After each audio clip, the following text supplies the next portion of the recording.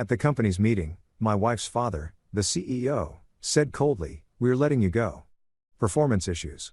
When I got home, my wife handed me a list of homeless shelter and said, "Now that you're jobless, I don't need you anymore." I left silently. Few days later, she and her father called me 164 times. After realizing who I really was, there's a certain kind of silence in corporate boardrooms that feels like a funeral for your paycheck. That's the sound I walked into that morning, 15 minutes early, because being punctual is apparently the last shred of professionalism I have left. The place looked like it was designed by someone who thought emotionally cold was a color palette. Mahogany tables so polished you could perform surgery on it. Chrome chairs that squeak just enough to remind you you're replaceable. An air conditioning set to polar betrayal. I took my usual seat near the middle because I'm a humble man. Humble enough to pretend I wasn't married to the CEO's daughter, and humble enough to keep showing up despite knowing every meeting felt like a trap dressed in a tie. At the head of the table sat Gregory Whitmore, founder, CEO, and self-appointed god of Whitmore Systems. He was the kind of man who made motivational posters obsolete because he sucked the motivation out of everyone in a 10-foot radius. Next to him sat Tracy from HR, whose personality was somewhere between a beige wall and a dial-up tone, and two board members who looked like they'd rather fake their own deaths than attend another one of these. I sat down, nodded politely, and waited for the inevitable. "Evan," Gregory started, his voice smoother than a tax audit. "Thank you for joining us." "Oh, it's my pleasure, Greg. I love being ambushed before breakfast." He shuffled some papers dramatically, probably for effect since men like him think rustling paper equals authority, and gave me a smile so forced it might have needed physical therapy afterward. "We've reviewed your department's performance," he continued. "And unfortunately, the results aren't meeting expectations. Now, for context, my department's results were responsible for saving this company from 3 cyber attacks, optimizing their system efficiency by 41% and boosting their annual report credibility enough to keep Gregory's yacht dreams alive. But sure, performance issues." I resisted the urge to laugh because HR was there and Tracy documents joy as a disciplinary concern. "Performance issues." I repeated, keeping my voice calm, though internally I was performing stand-up comedy in my head. "That's interesting considering last quarter's numbers beat projections by what was it? 1.5 miles." Gregory gave me that corporate smirk, the kind rich men practice in the mirror when they know they've already won. "This isn't personal, Evan. It's business." "Ah," the universal line people use right before they stab you with a smile. He slid an envelope toward me like it contained anthrax. "Your termination letter effective immediately." He even had the nerve to use my full name on the top line, Mr. Evan Rivers. Like he was addressing a defendant. "Security will escort you out after you clear your desk." Now, here's the thing about being married to your boss's daughter. You know when he's bluffing because the man's ego can't resist performing. He expected me to argue, to beg, to maybe gravel a little, maybe pull the "I'm your son-in-law" card. Instead, I smiled. Not the polite kind, the slow, unsettling one that makes people check if their wallets are still there. "No need," I said, standing up. "I remember the way out. It's right past the people I made rich." Tracy blinked. One of the board members coughed into his tie to hide a laugh. Gregory froze for a second, like someone had glitched his software. I took the letter, tucked it neatly into my briefcase like it was an invitation to my own liberation, and buttoned my jacket. As I headed for the door, I caught my reflection in the glass, calm, collected, but with that twitch of disbelief you get when you realize the people you helped climb the ladder are now kicking it away. Gregory said something as I reached for the handle. Something like, "You'll regret this." But it came out muffled, drowned under the weight of his own arrogance. Walking out, the office looked different, like I'd been watching it under a filter, and someone finally turned it off. The interns avoided eye contact. The receptionist gave me that, "I wish I could hug you, but HR has cameras." Look, my ID badge felt heavier than usual. Symbolic maybe, or just irony's way of saying hello. I dropped the badge into the security tray and walked through the revolving door like a man exiting a cult. The cold air hit me like freedom wearing cologne. I half expected someone to run after me, shouting, "Just kidding." But no, silence. Pure uncut silence. The kind that says, "You're finally out, man." On the way to the parking lot, I thought about how surreal it all felt. Fired by my father-in-law for performance issues. This is the same man who once told me I was the future of Whitmore Systems. I guess the future got too smart for comfort. Maybe he thought getting rid of me would tighten his control. News flash, it just loosened my leash. By the time I got into my car, a black 2018 Tesla that Alyssa always said made me look like I was compensating for something. I was oddly calm. No screaming, no cursing, no dramatic soundtrack swelling in the background, just a quiet hum of realization. They thought they'd ended me, but they'd just signed a sequel. I drove out of the parking lot, past the building that had been both my paycheck and my prison. And as I waited at the red light, I saw Gregory's reflection in the mirrored lobby window, standing, arms folded, staring after me like a king watching a pawn escape the board. I gave a little wave, the kind that says, "You'll miss me when your servers crash," and pulled away. Traffic was light. The radio played some upbeat song that didn't match my mood. And for the first time in years, I didn't feel like I was on someone else's schedule. My phone buzzed twice. Alyssa. I didn't answer. I wasn't ready to explain to my wife that Daddy Dearest had just fired me. Knowing her, she'd probably asked if it meant she had to cancel her spa appointment. Halfway home, I stopped for coffee at this hole-in-the-wall diner where the waitress called everyone Han. And the coffee tasted like ambition and regret. I sat by the window, took a sip, and finally laughed. Not a bitter laugh, more like the kind that bubbles up when you realize the joke's on them. They thought they'd thrown me out. They'd actually set me free. Still, I replayed the meeting in my head. Every detail, every micro-expression, because I knew Gregory's type, men who confused control with competence. He'd built an empire on fear, on intimidation, on the idea that everyone was replaceable. Everyone except him. And that, my friend, is the Achilles heel of every self-made tyrant. They think they're invincible right up until the moment they trip over their own ego. I finished my coffee, left a tip big enough to make the waitress smile, and walked out with one clear thought. They had no idea who they just fired. They thought they'd taken my job, but they'd forgotten. I built the damn foundation they were standing on. Literally. As I got back into my car, the sun broke through the clouds in that dramatic movie way like the universe was throwing me a bone. I turned the ignition, grinned, and said to myself, "Congratulations, Evan. You just attended your own freedom party. Dress code fired. You expect sympathy. Maybe a shoulder squeeze or at least a 'we'll get through this' speech." What I got was my wife Alyssa sitting at the kitchen island in silk pajamas that probably cost more than my first car. Swirling wine like she was auditioning for a commercial called Divorce the Prequel. She barely looked up from her phone. "You're home early," she said in that tone people use when the pizza arrives before they're ready to tip. "Yeah," I said, setting my briefcase down. The company decided to go in a different direction. Apparently, that direction doesn't include me. Her head snapped up and I swear her eyes lit up like it was Christmas morning and she just unwrapped a new personality disorder. "Wait, you got fired?" she asked, leaning forward, smile creeping across her face like she'd been waiting for this exact headline. If love is patient and kind, whatever this was belonged in a horror movie. She reached into her designer tote, her emotional support purse, and slid a folded piece of paper across the marble countertop. It had that crisp, deliberate fold of something pre-planned. I unfolded it and found a list of homeless shelters. I blinked, looked at her, looked back at the list. Each shelter was neatly highlighted in pink with one circled and a note scribbled beside it. "Free Wi-Fi." She sipped her wine like a Bond villain. "Now that you're jobless," she said, "I don't need you anymore." There's a moment in every man's life when he realizes he's not part of a marriage. He's part of someone's brand. This was mine. I stared at her, trying to process how a woman who once cried because I forgot to buy oat milk now looked like she was about to write an eviction notice on my forehead. "You had this ready?"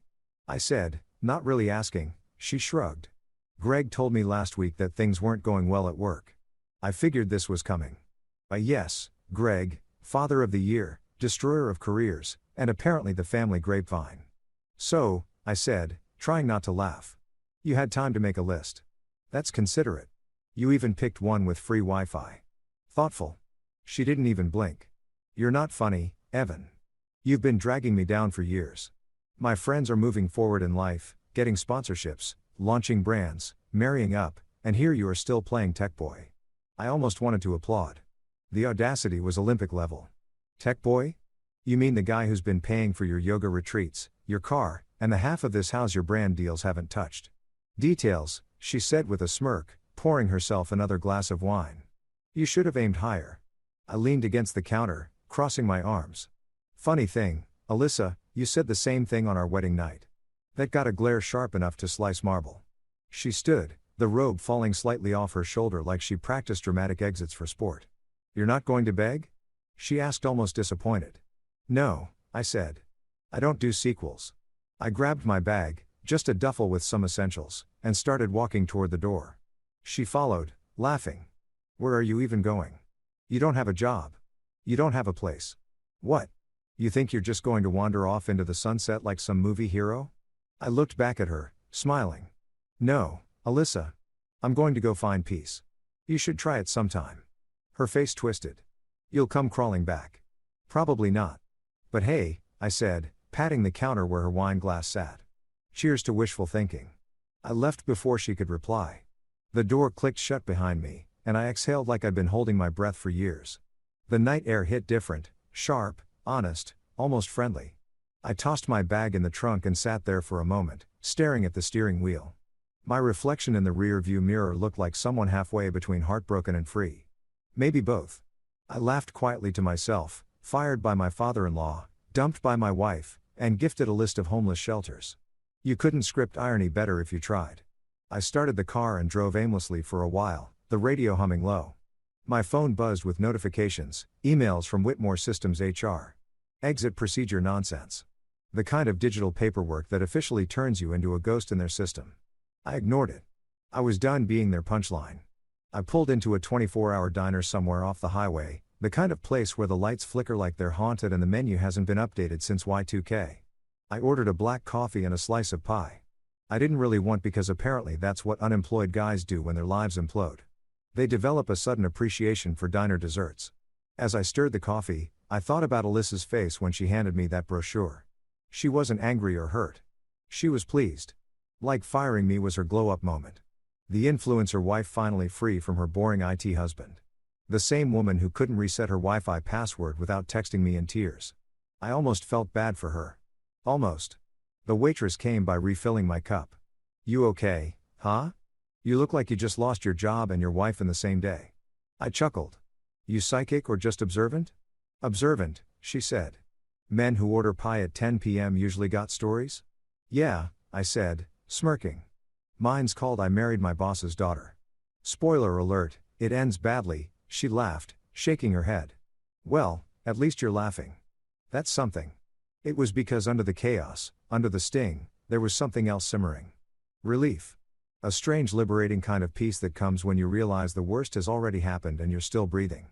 I finished the pie, paid, and headed back to my car. The dashboard clock read 11:32 p.m. I sat there for a second, staring at my phone. One missed call from Alyssa, probably wondering if I'd checked into Hope's shelter with Wi-Fi yet. I ignored it. Then another came in from an unknown number. Mr. Rivers, this is Carl from Whitmore System Security.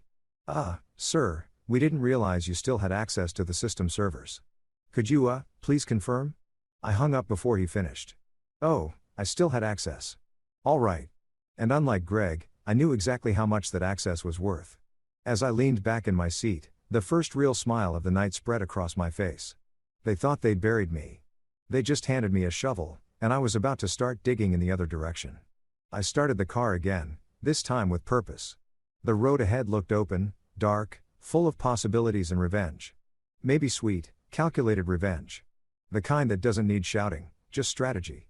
And as I pulled away from the diner, Alyssa's list of shelters sat folded on the passenger seat.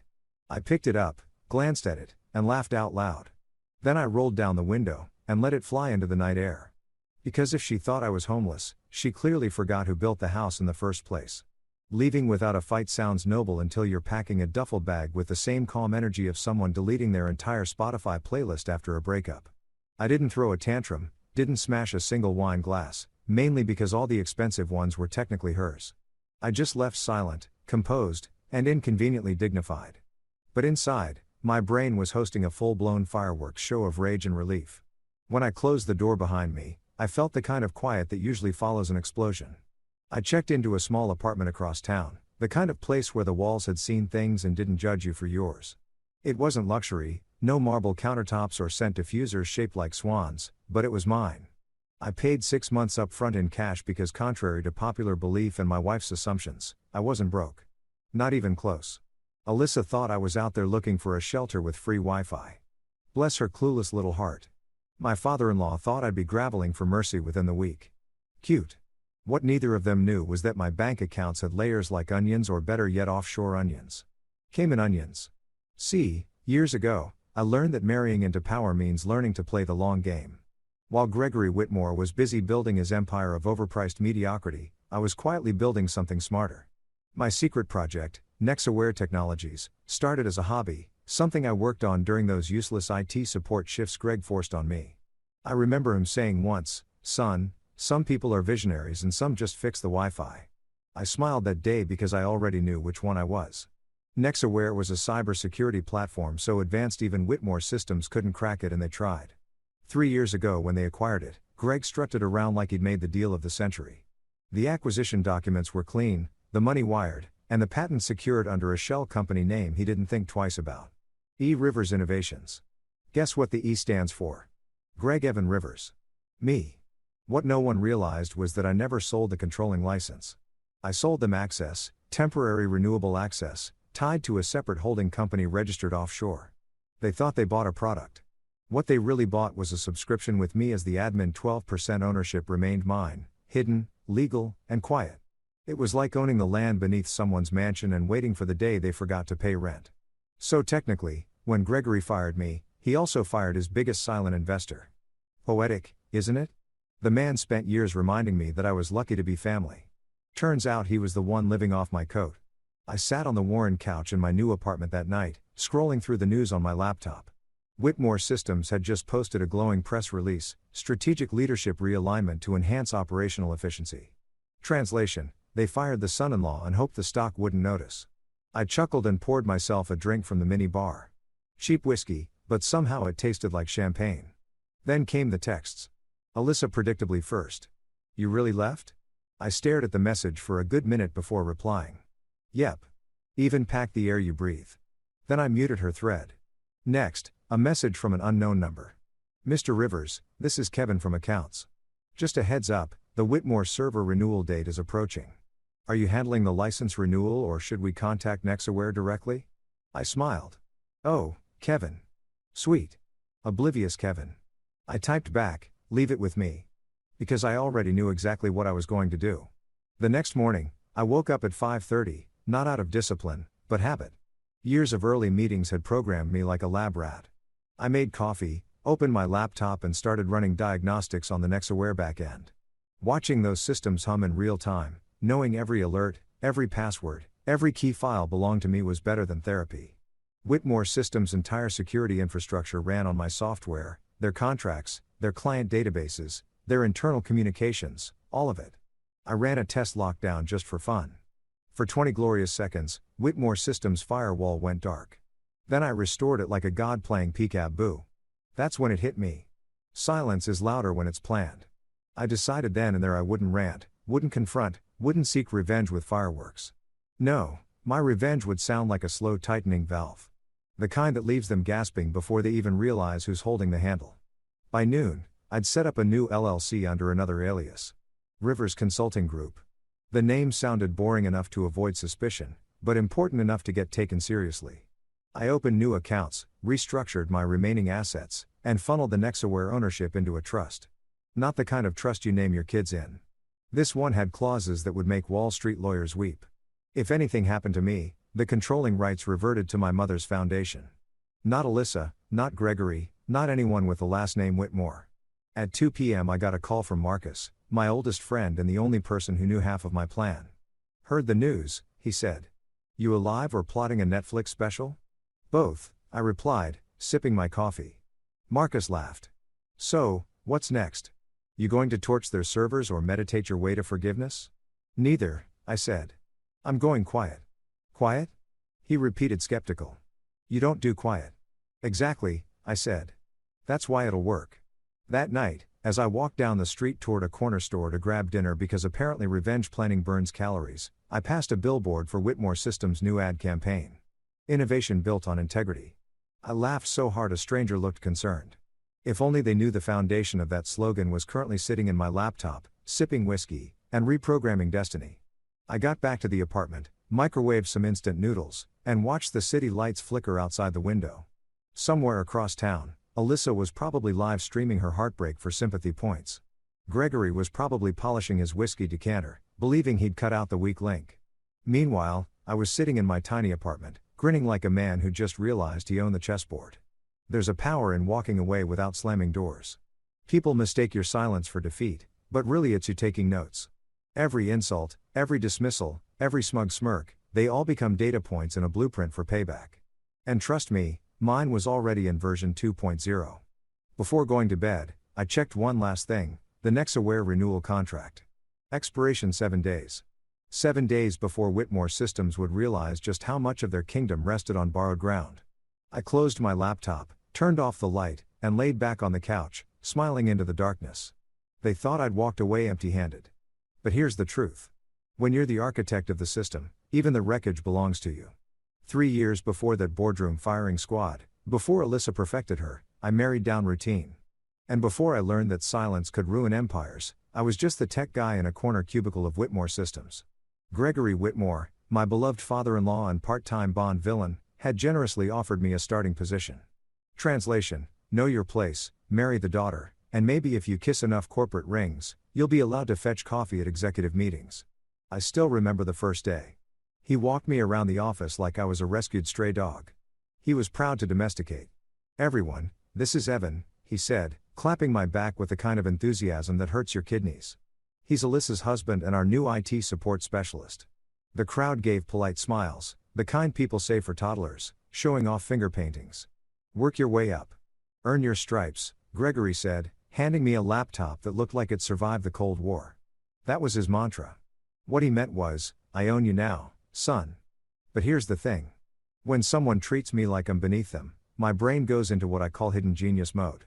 It's that mental gear where you pretend to follow orders while secretly rewriting the universe behind their back.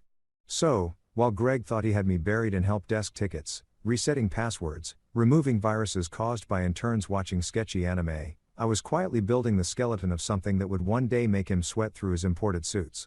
Let's talk about those passwords for a second. The CEO of a multimillion-dollar tech company used Gregory 123. No, I'm not kidding. When the man who lectures others about cybersecurity protects his empire with the enthusiasm of a MySpace user, you know you're in for a ride. Every time he forgot his password, he'd summon me to his office like a tech priest. I'd stand there watching him type the same wrong thing over and over while muttering, "I don't know what's wrong. It worked yesterday." "Yeah, Greg. And so did your metabolism." Anyway, during one of those emergency IT sessions, I realized how much access I actually had. The man gave me full admin privileges across half the company's systems, thinking I'd only use them to fix printers. Bless his arrogance. I started using my downtime to write lines of code, snippets, algorithms, entire frameworks that would one day become NextAware's foundation. I'd run simulations after hours, encrypt everything under my alias E-Rivers, and store the data in a cloud server he didn't even know existed. Meanwhile, Alyssa was too busy curating her online life to notice. Every night, she'd sit on the couch with her laptop, rehearsing her influencer voice. "Hey guys, it's Alyssa here. Remember to subscribe for my self-care secrets."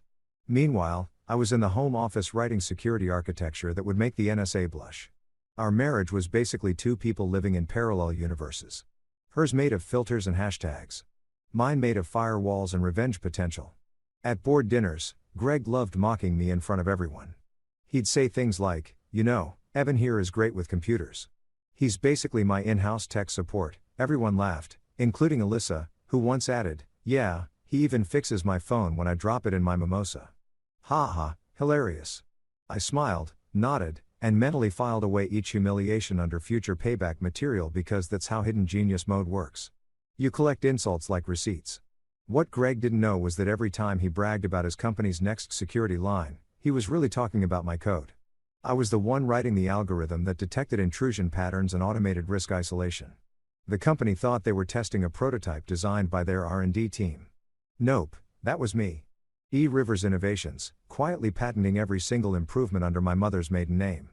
By the time the patents were approved, I legally owned the digital backbone of their system.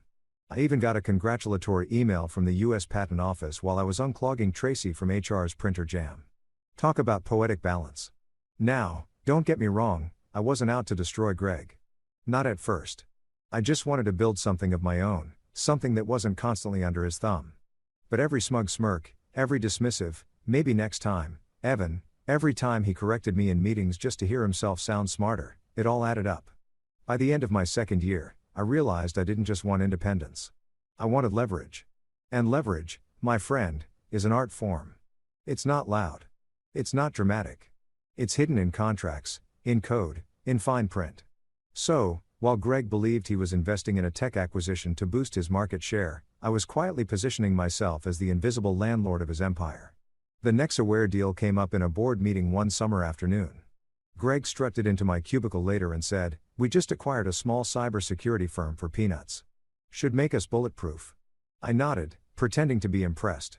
"Wow, great move, sir," he laughed. "Yeah, they're founders anonymous. Some genius who doesn't understand valuation. Idiot probably sold us a gold mine for scrap metal." Oh, Greg, if I'd had popcorn, that moment would have been cinematic. By year 3, I had everything set. The code was fully integrated, the licenses automated to expire on a schedule only I could renew, and the patents watertight. I was a ghost in his system, a line of code he'd never see coming. But I still showed up every day like a model employee. Fixed printers, updated firmware, smiled during meetings while he bragged about his software saving the company millions. I even clapped during his presentations. That's how you hide a revolution. You act like a fan. The final straw came one Friday evening. Greg was hosting his annual corporate gala complete with a live band and enough champagne to drown a horse. I was at the buffet table enjoying my only payment-free food when he approached with a martini in hand. "You know, Evan," he said loudly. "If you ever get tired of tech support, maybe we'll find you something in the mailroom." Everyone around him laughed. Alyssa joined in, hand on his arm, eyes gleaming. I smiled and said, "Sure thing, sir. Maybe someday I'll run this place from the basement." He chuckled over my dead body. Funny how life foreshadows itself. That night, I went home, opened my laptop, and looked at the digital fortress I'd built. Every line of code, every algorithm, every hidden control, all waiting. I didn't press the red button, of course. Not yet. But I saved the file under a new name, insurance policy. From then on, every condescending look Greg threw my way felt lighter. Every dismissive remark from Alyssa rolled right off because deep down I knew something they didn't. They'd built their world on the foundation of my genius. And one day they'd learn that foundations have expiration dates. So yeah, Greg built a company. But me, I built the back door. When you've spent years being underestimated, revenge doesn't arrive like thunder. It arrives like an email notification. Quiet, polite, devastating. The day after my silent relocation, I woke up to sunlight bouncing off my laptop and the sweet aroma of justice brewing in my coffee maker. My plan was simple. Cut the oxygen supply. Not metaphorically, financially, emotionally, digitally. I've been married into the Whitmore dynasty long enough to know where every artery was, and more importantly, which ones they didn't even know existed. Step 1, joint credit cards. Those lovely little rectangles that funded Alyssa's influencer lifestyle. Frozen one click and her Starbucks points were officially on life support. I imagined her face at some designer boutique card declined, voice quivering as she said, "That's impossible. I'm married to a Whitmore." "No, sweetie. You were married to a Rivers and he's done financing your delusion." Step 2, the private family trust account. Gregory always bragged about how bulletproof his family assets were. Bulletproof, sure, but not event-proof. The trust had a small maintenance clause tied to an old Nexaware subroutine, something no one ever noticed because it sounded like tech gibberish. The clause said that if the company's main server failed to validate the software license, the trust account's automated investment feed would pause. So, I paused it. Not enough to alert the bank, just enough to make Gregory's precious balance sheets twitch. Step 3, the masterpiece. Whitmore Systems Core Security Framework License. My license renewal date today. Their IT team probably thought it was a routine auto-renewal. Wrong. I declined it. Just click no, that's all.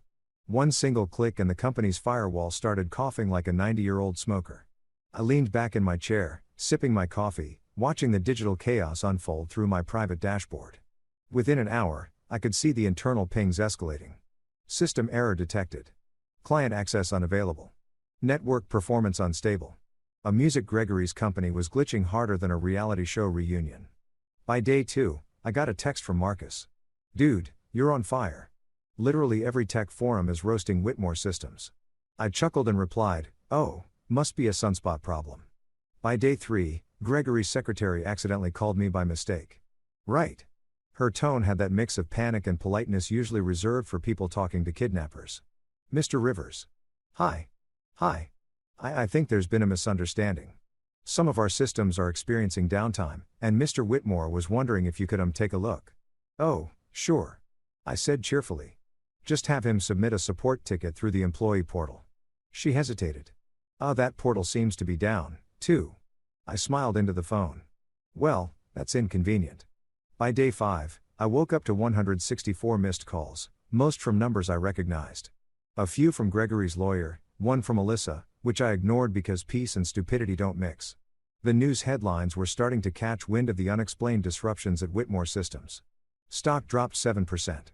I made pancakes. Later that day, I went grocery shopping.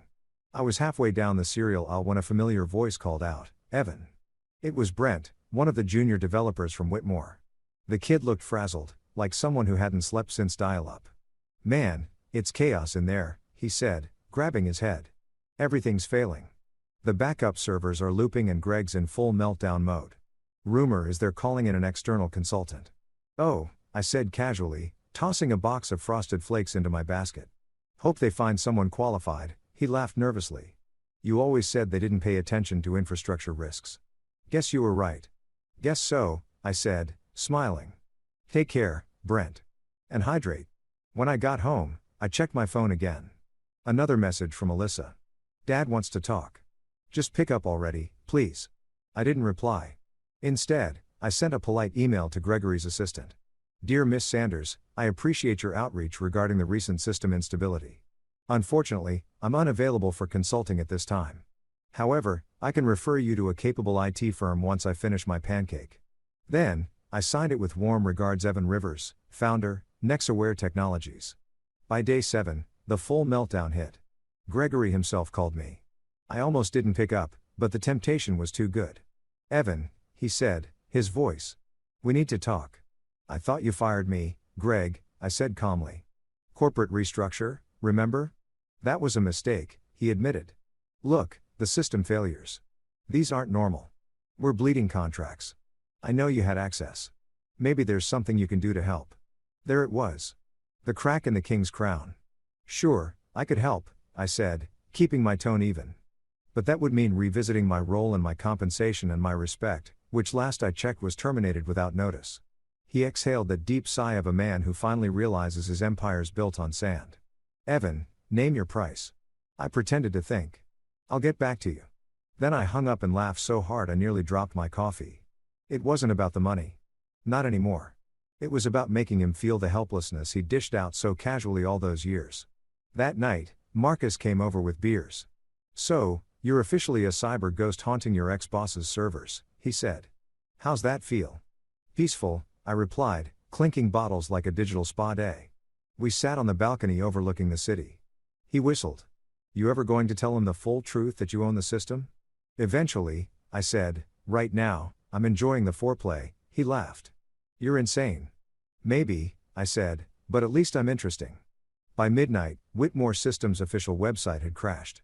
Their social media page posted an apology so vague it could have been written by a magic 8-ball. I watched it all unfold, not with glee. Exactly. More like satisfaction. Years of swallowing insults, of smiling through disrespect, of fixing problems I didn't cause. It all led to this symphony of digital karma. Somewhere in their glass tower, Gregory was probably pacing, yelling at everyone but himself, wondering how his incompetent son-in-law could have possibly left such a hole. And Alyssa, she was likely posting a cryptic quote on Instagram like, "Sometimes endings are new beginnings. Crescent moon sparkles #healing #self-love. Cute. What they didn't realize was that my silence wasn't weakness. It was preparation. Every smile I gave, every "yes, sir," I uttered. Every late night of uncredited work, it all built the stage for this. Revenge isn't rage, it's patience in a suit. So yeah, the company was spiraling. The Whitmore were sweating. And me, I was in my little apartment making pancakes and planning my next move because phase 1 was over. Phase 2, the return, was about to begin. And trust me, when I walk back into that boardroom, it won't be as an employee. It'll be as the man they never saw coming. There are moments in life that feel cinematic, even without the background music. And walking back into Whitmore Systems was one of them. 3 weeks after Greg's performance issues stunt, I stood outside the same glass doors I'd been escorted through like an unwanted Amazon return. Only this time, I wasn't coming as the IT guy or the obedient son-in-law.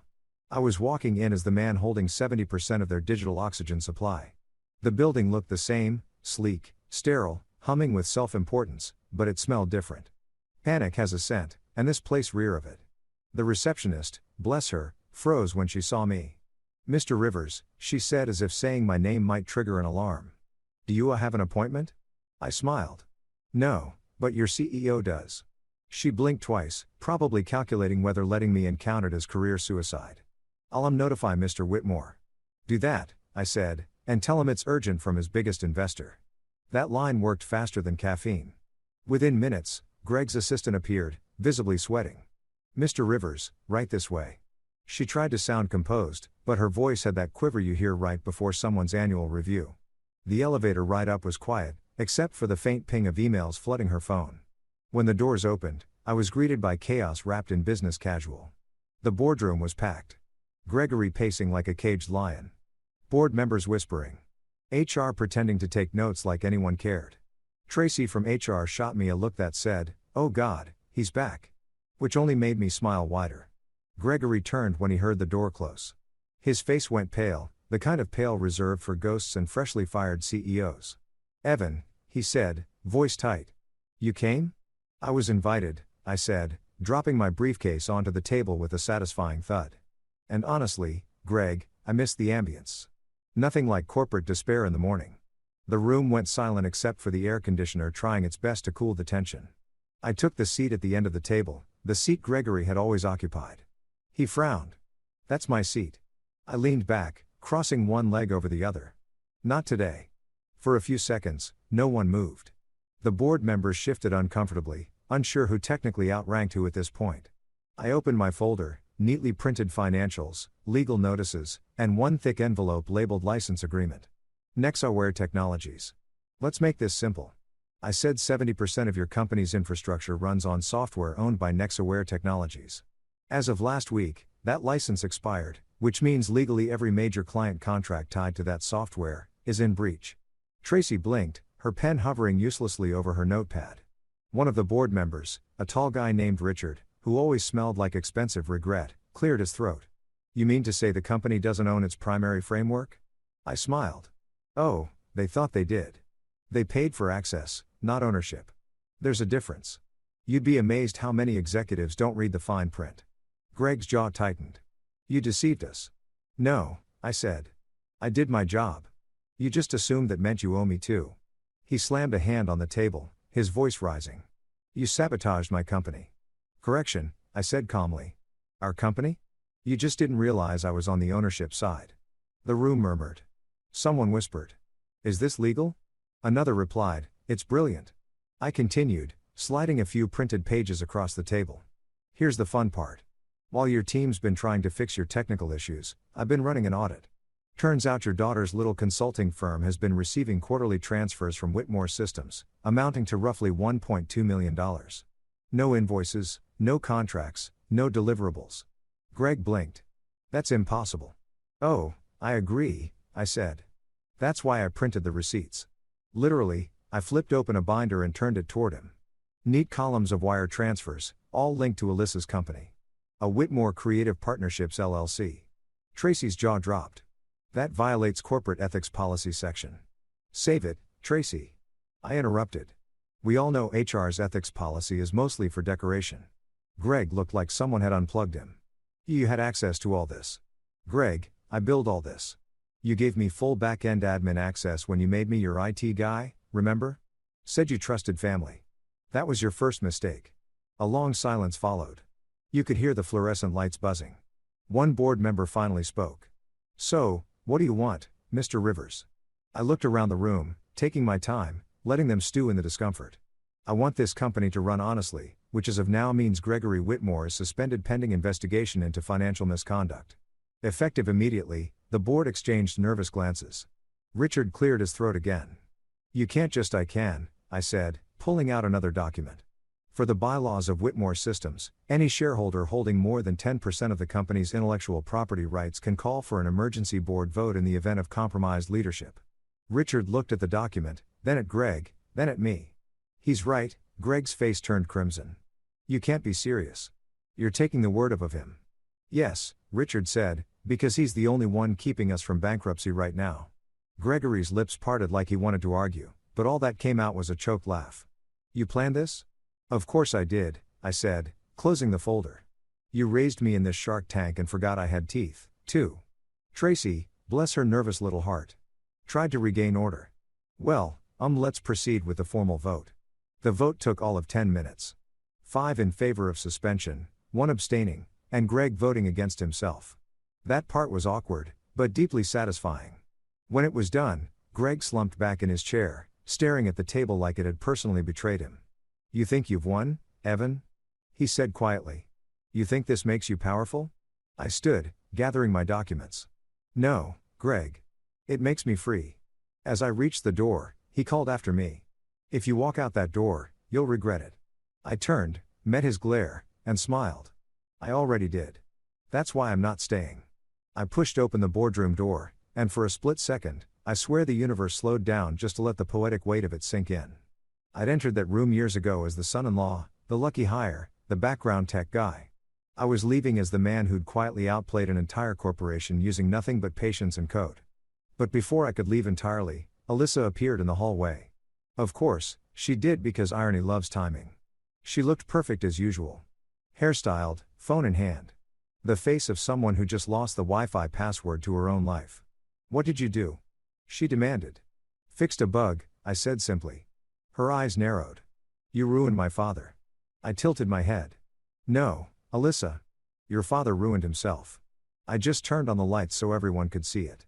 She stepped closer, eyes gleaming with that mix of rage and entitlement I'd once mistaken for passion. You're not getting away with this. I leaned in slightly, lowering my voice. Funny thing, you said the same thing on our wedding day. She flinched just barely. You're a monster. No, I said, adjusting my jacket. I'm efficient. Then I walked away down the hallway, past the framed photos of Whitmore excellence. Past the trembling interns, past every reminder of the empire that once looked untouchable. I took the elevator alone, watching my reflection in the mirrored walls. Calm, composed, slightly smug. By the time I reached the lobby, word had spread. The staff's whispers followed me like a ripple.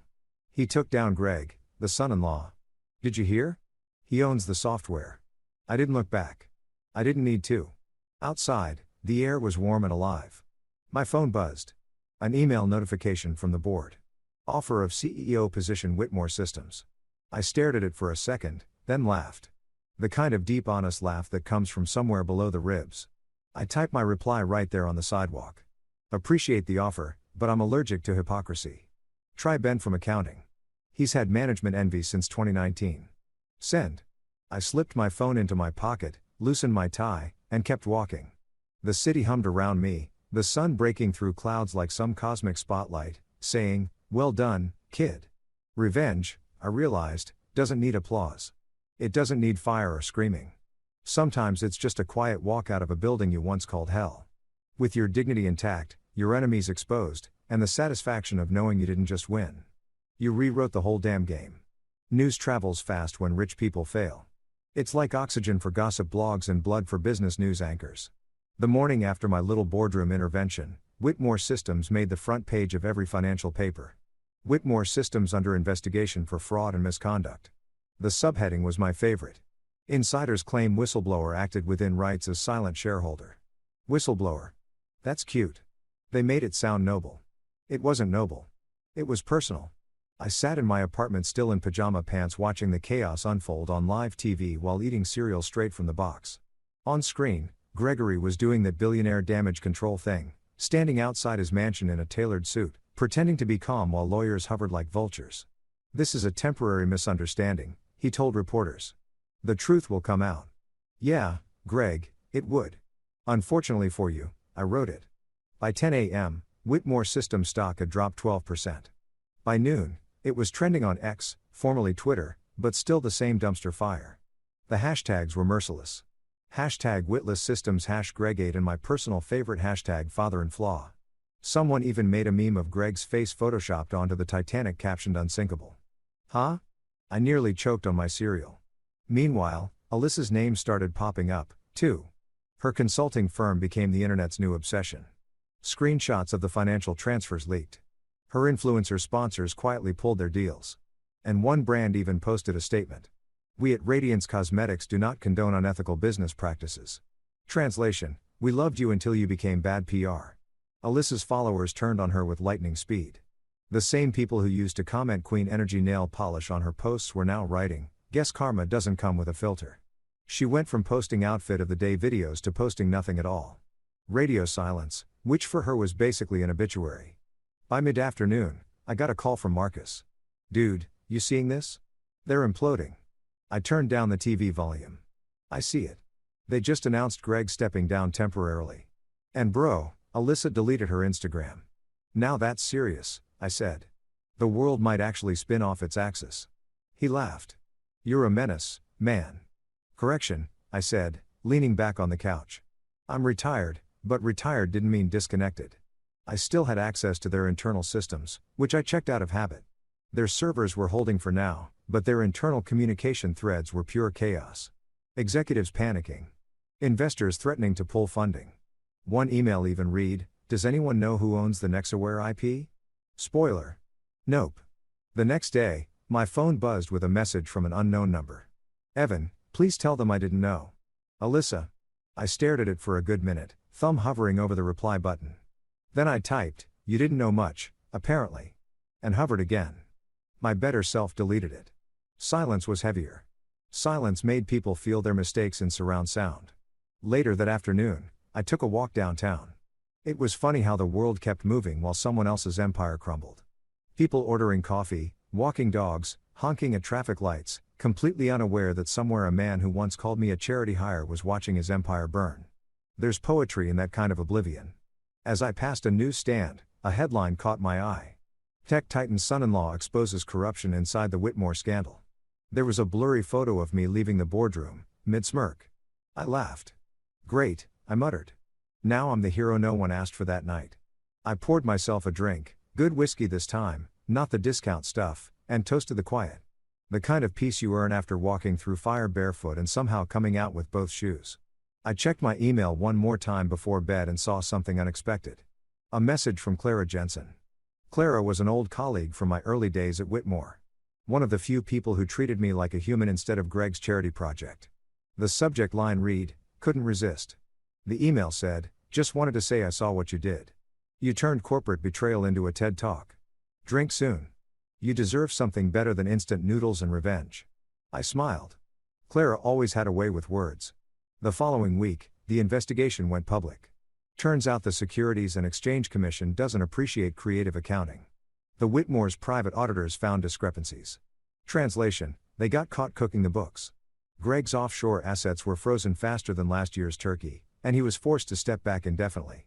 Alyssa's mother, Melanie, the walking Botox sculpture, fled to Arizona for spiritual detox, which is rich considering that woman's soul has probably been on airplane mode since 1987. As for Alyssa, she tried rebranding. She posted one last video, teary-eyed, voice trembling, playing the victim like it was Broadway. I didn't know what my father was doing, she said. And I never wanted to hurt anyone. The comment section was brutal. Girl, you knew. You were cashing the checks. We prefer our influencers with ethics, not offshore accounts. Her video went viral for all the wrong reasons. Within days, her management dropped her and her name became a punchline on late-night shows. Jimmy Fallon even said, if you think your family dinners are awkward, imagine being a Whitmore. Meanwhile, I started quietly rebuilding my life. Clara and I grabbed the drink she promised. A rooftop bar overlooking the city. She raised her glass. To poetic justice, she said. To poetic coding, I replied. She grinned. You know, you could easily take over Whitmore Systems now. I shook my head. Nah, I'm done babysitting billionaires. I'd rather build something new. And I did. Within a month, I poured a portion of my settlement money into something I called the Thomas Rivers Initiative, named after my late mother. It was a scholarship program for young programmers from low-income backgrounds.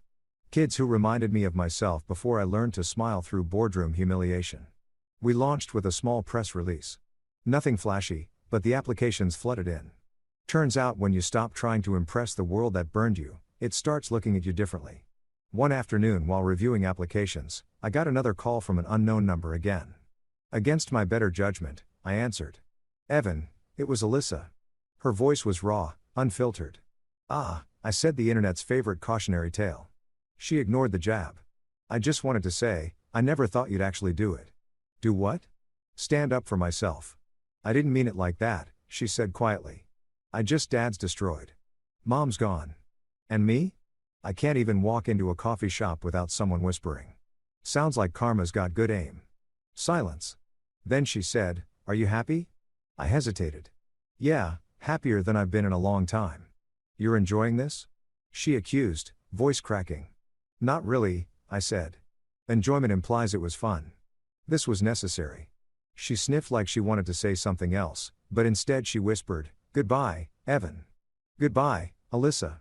I hung up and sat there for a long time, staring out the window. The city lights blinked back like a Morse code message. I didn't need to decode. I wasn't angry anymore.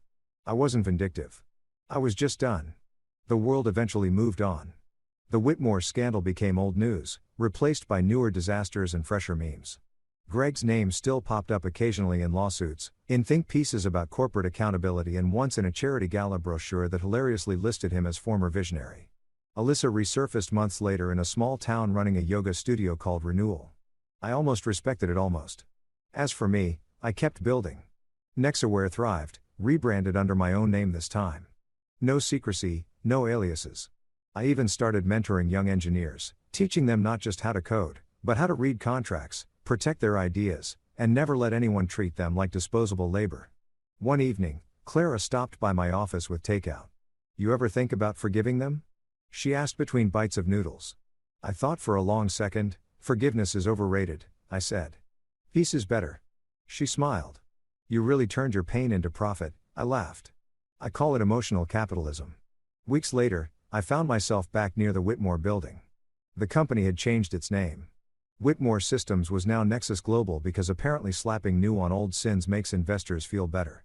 I stood across the street watching employees come and go. Nobody recognized me. Good. I wasn't there to gloat. I was there to make sure the past really was behind me. The last time I'd walked out of that place, I was angry. This time, I just felt calm. There's something deeply satisfying about knowing you could destroy someone again, but choosing not to. That's real power. The kind that doesn't scream or demand attention. It just exists. As I turned to leave, my phone buzzed. An alert from one of the scholarship recipients. A kid named Malik had just landed an internship at a major cybersecurity firm. His message was simple. Mr. Rivers, thank you for believing in me. One day, I'll build something that changes everything. I smiled. Maybe he would. Maybe that's what all of this was for. Not revenge, not ego, but legacy. Because sometimes the fall of one empire is just the beginning of another. And this time, the foundation was clean. They say success is the best revenge, but I prefer to think of it as clarity with a payroll. When you've been through humiliation, betrayal, and a corporate soap opera that could win an Emmy. Rebuilding isn't just about bouncing back. It's about redesigning the entire blueprint. After the Whitmore fallout, I could have retired. I had more money than I'd ever need. A library of incriminating emails and front row seats to watch my enemies' Google reputations rot. But I wasn't interested in Nexaware relaunches under original founder Evan Rivers to provide next-gen cybersecurity with integrity.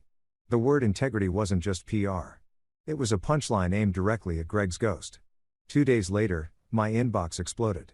Former Whitmore employees, good ones, the real brains, started reaching out. Hey, Evan, heard what happened?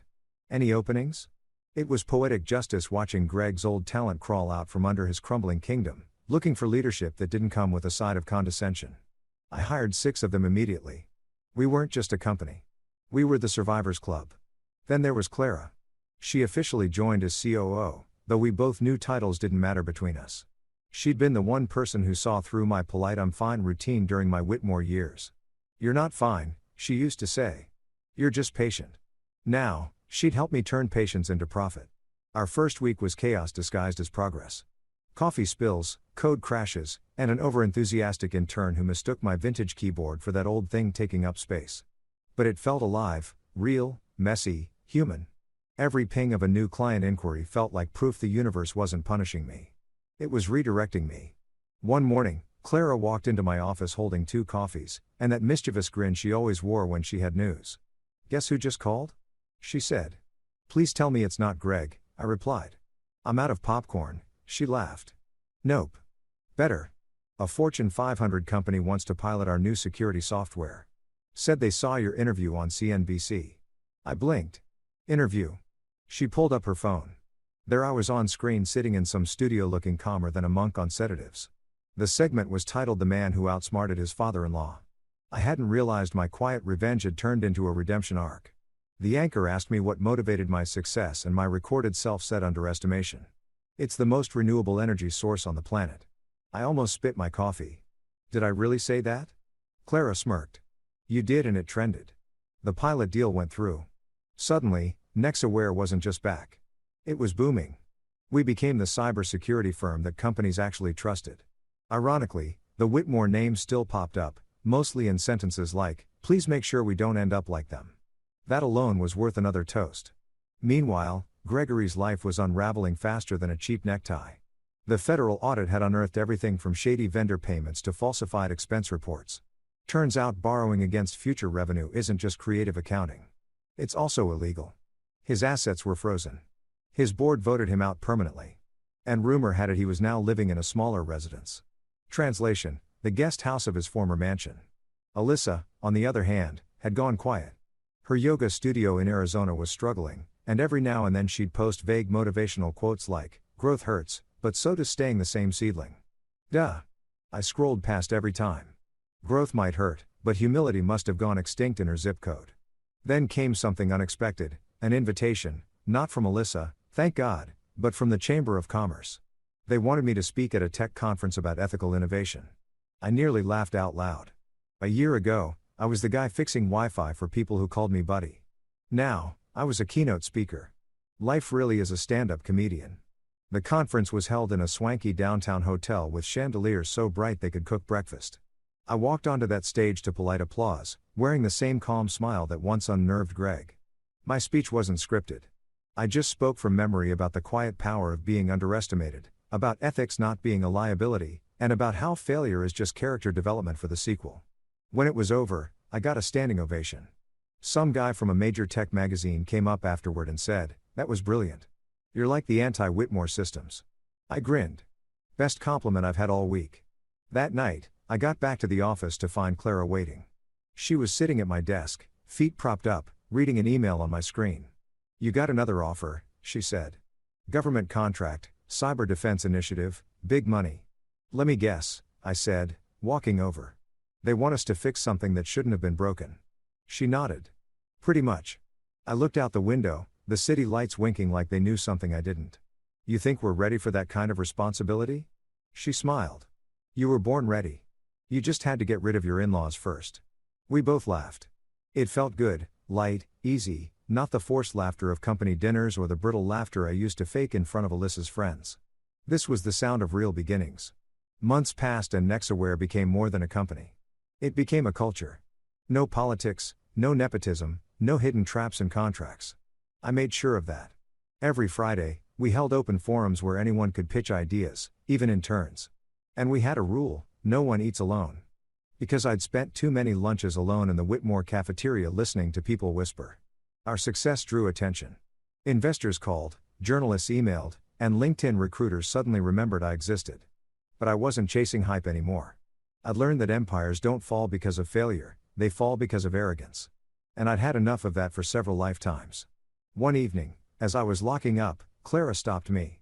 "You know, you could have just walked away and lived quietly," she said. "Why build again?" I thought about it. Because rebuilding reminds me I didn't just survive them. I outgrew them. She nodded, then added softly, "I'm proud of you, Evan." And just like that, something shifted. The tension, the unspoken history, the quiet connection between us. It was all there humming in the air. I didn't say anything. Neither did she. Some things don't need words. Weeks later, Nexaware hosted its first scholarship dinner for the Thomas Rivers Initiative. Seeing those young programmers, their eyes bright, their dreams unbroken, was like watching a different version of myself. I gave a short speech, mostly improvised. When I started in tech, I thought power meant being in control. Now I know it means giving it away. The room went silent, then erupted into applause. Afterward, one student approached me, a shy kid named Malik. "Mr. Rivers," he said, "I read about what you did with Whitmore Systems. It's inspiring." I chuckled. Kid, that's just a fancy way of saying I refuse to stay quiet. He smiled. Well, I'm glad you didn't. Driving home that night, I realized something. Revenge might have started this story, but redemption was writing the ending. The anger was gone, replaced with a strange, calm gratitude. Every insult, every humiliation, every betrayal, it all led me here. I pulled into my apartment garage and sat in silence for a moment, listening to the hum of the engine die down. My phone buzzed, a notification from an unknown number. Against my better judgment, I checked it. You were right. Silence does hurt more. No name, but I didn't need one. I stared at the message for a long time, then turned off my phone and smiled because finally I understood. The real rebuild wasn't the company or the money or the reputation. It was me. I wasn't the fired employee, the humiliated husband, or the lucky son-in-law anymore.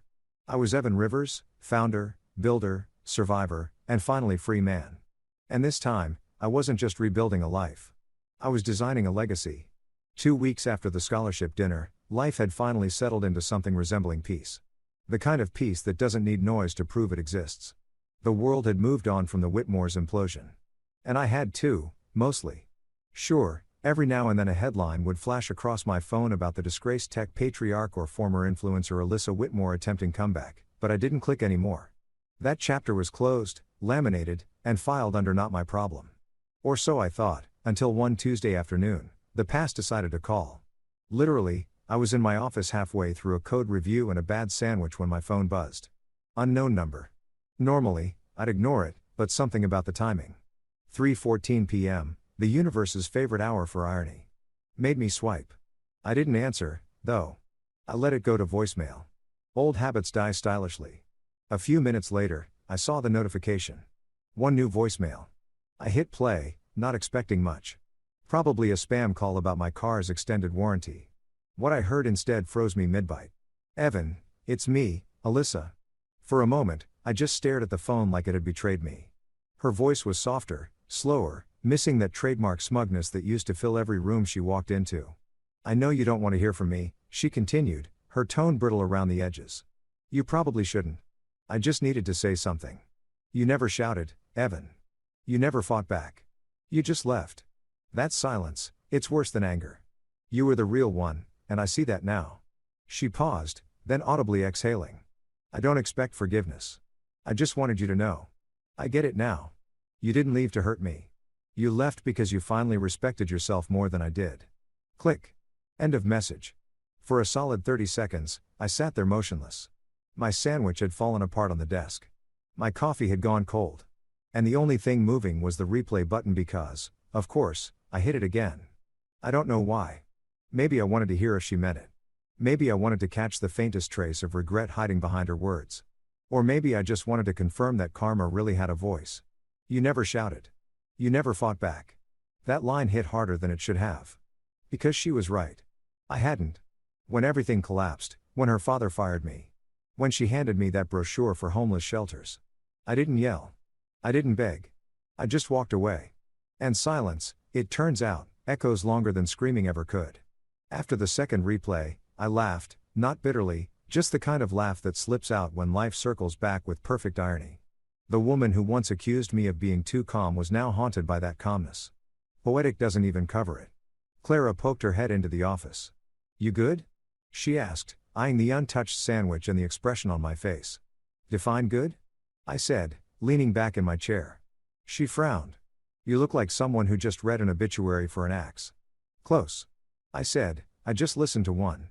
She arched a brow. Alyssa. Yeah. She called you. Voicemail. No tears, no theatrics. Just a neatly packaged apology with guilt sprinkles on top. Clara stepped in, crossing her arms. And how do you feel about that? I shrugged. Somewhere between indifferent and oddly amused. Like watching a car you used to own finally get towed.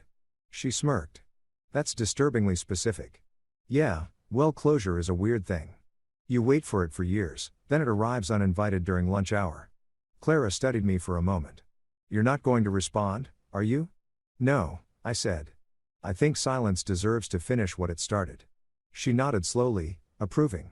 Good. Because if you do, I'm confiscating your phone. Understood, ma'am. She laughed, gave my shoulder a quick pat, and left me to my thoughts. I hit play one last time, not for her words, but for the closure buried between them. You were the real one, Evan. That line lingered long after the message ended. I couldn't tell if she said it for me or for herself. Maybe both. That night, I didn't delete the voicemail. I just archived it like a relic, a digital tombstone for a version of me that used to need her validation. Then, because irony is my love language, I poured myself a drink, queued up a playlist titled Peace After Petty, and sat on my balcony, watching the city flicker below. The next morning, I got to the office early. Something about that voicemail had me wired in a strange productive way. I dove into work, tweaking a new Nexaware feature that used AI to predict cyber threats before they even hit. We called it the firewall that thinks ahead, kind of like me, really. Around noon, Clara popped her head in again. You're in early. Did you finally find your purpose or did insomnia win again? Both, I said. Apparently, heartbreak makes good caffeine. She laughed. So, what's next for the great Evan Rivers? You've conquered your demons, rebuilt your empire, made half the tech world jealous, and got a voicemail apology. What's left? I thought for a moment. Peace. Maybe some quiet success. No drama, no revenge arcs, just building something that lasts. Boring, she teased. Yeah, I said smiling. Beautifully boring. That afternoon, a journalist called asking for a follow-up interview. I said no. The last thing I needed was to become a soundbite again. They wanted to frame my story as from fired son-in-law to tech titan. I wasn't interested in the mythology. The truth was simpler. I got tired of letting other people narrate my story, so I wrote my own. Later that week, while reviewing scholarship applications, I noticed one essay that stood out. It started with, "Sometimes the smartest thing you can say is nothing at all." I read it twice, smiling to myself. The student talked about learning restraint, about choosing silence over reaction, and about how quiet strength often gets mistaken for weakness. I could have sworn fate was trolling me. I approved that application instantly. Life went on. The Whitmore name faded from the headlines, replaced by newer scandals. Greg was reportedly negotiating plea deals. Alyssa's yoga studio closed after 6 months. Her final Instagram post said, "Starting over again, this time for me." I didn't like it, but I didn't sneer either. Maybe she finally got it. Maybe not. Either way, I had work to do. One Friday evening, Clara and I closed up the office early and went for dinner. We ended up at a small Italian place where the lights were dim, the bread was free, and the wine didn't taste like disappointment. "You seem lighter," she said, swirling her glass. "Yeah, I admit it. It's weird.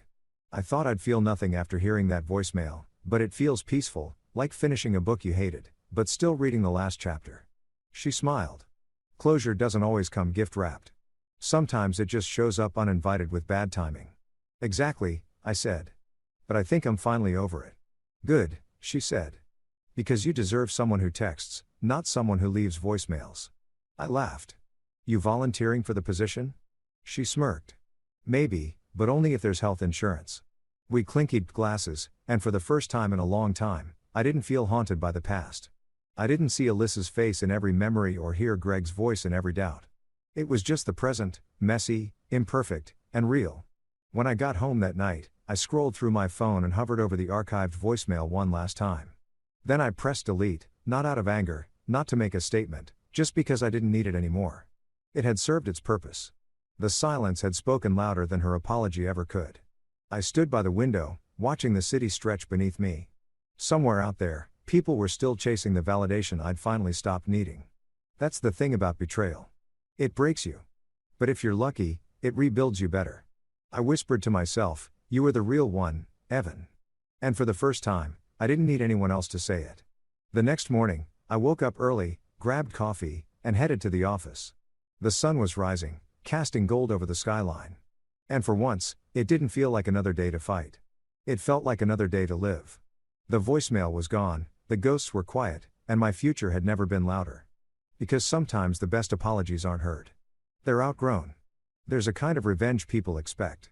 The cinematic kind, you know, fire, shouting, lawsuits, headlines, maybe a dramatic, "I told you so" with thunder clapping behind you for effect. That's not the kind I went for. Mine was quieter, cleaner. The kind that doesn't need an audience because the victory plays out naturally, one consequence at a time, like dominoes politely collapsing in your favor. I used to think closure meant confrontation, but now I know it's peace with a side of profit. By the time fall rolled around, life had found a rhythm. Nexaware was expanding faster than I expected. We'd outgrown our first office and moved into a sleek downtown building with frosted glass doors and a panoramic view that screamed Executive Redemption, Arkansas. The same city skyline that once looked like a battlefield now looked like a playground. Every morning I'd walk in, greet the team, grab coffee, and sit down in an office that still smelled like new paint and second chances. Clara, my partner in chaos and reason, was now officially COO. The staff adored her because she had that rare mix of competence and empathy that made people want to follow her into a storm. Together, we turned Nexaware into something Greg's empire could never be. Ethical, transparent, and actually functional. The irony, half our clients were companies fleeing the fallout of Whitmore Systems' collapse. It's almost poetic when your enemies fund your comeback. Speaking of Greg, word around the industry was that he'd settled his charges. He wasn't in prison, but he wasn't free either. His temporary leave from Whitmore Systems had quietly become permanent exile. The board voted him out and the company rebranded under new leadership. They even changed their name from Whitmore Systems to Weikent. I nearly choked when I saw the new slogan, integrity in every line of code. Oh, the irony. The company built on theft and arrogance now selling integrity like it came in a 12-pack.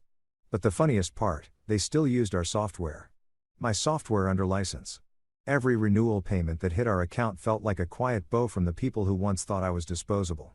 As for Alyssa, she became a ghost. Word was she'd left Arizona after her yoga studio failed and was living somewhere up north teaching online classes about self-awareness through adversity. I didn't follow her updates, but occasionally someone would send me screenshots. Her captions were unintentionally comedic. Growth is painful, but so is staying small. Girl, you married a Whitmore. Small was never your issue. I didn't respond or comment.